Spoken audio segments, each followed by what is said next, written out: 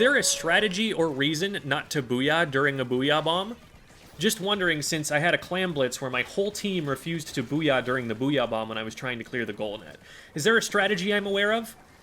This is a good question that's got some layers to it. On one hand, there are good reasons not to Booyah.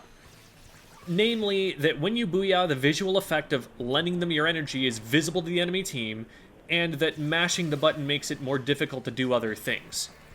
But I'm immediately going to push back on that second one. Depending on your controller and hand size, it's often possible to multitask.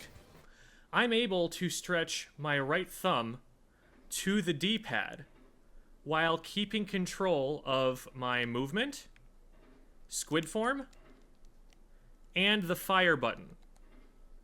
Would I mash in the middle of a committed engagement while I'm actively aiming at someone? Maybe not. But moving around the map and painting, like I am much more often, definitely. On the other hand, these reasons will usually be affecting, at most, one player on your team at a time, realistically speaking. The higher a level you reach, the faster your teammates will charge your Booyah bombs. Players are incentivized to charge Booyah bombs because it charges their special meter. Stronger players also realize that the longer their teammate is waiting for charge, the more likely it is the opponents have time to shred the Booyah armor and shoot them down. The higher level your opponents get, the more fast and decisive they will be about deciding to shoot the Booyah bomb down. So players on your team will rush to charge it for the teammate to help them get it off safely. Even if opponents don't go for the shred, any extra time it takes to charge means more time for the opponent to get ready for it to be thrown, and therefore less of a likelihood that the Booyah bomb gets value disrupting them. If I had to guess, without being able to see the match being referenced in the post, I'd say there was probably an awareness issue on the part of the teammates. All I need is to hear the sound of a Booyah bomb being initiated, and I just kind of automatically start Booyahing without thinking about it.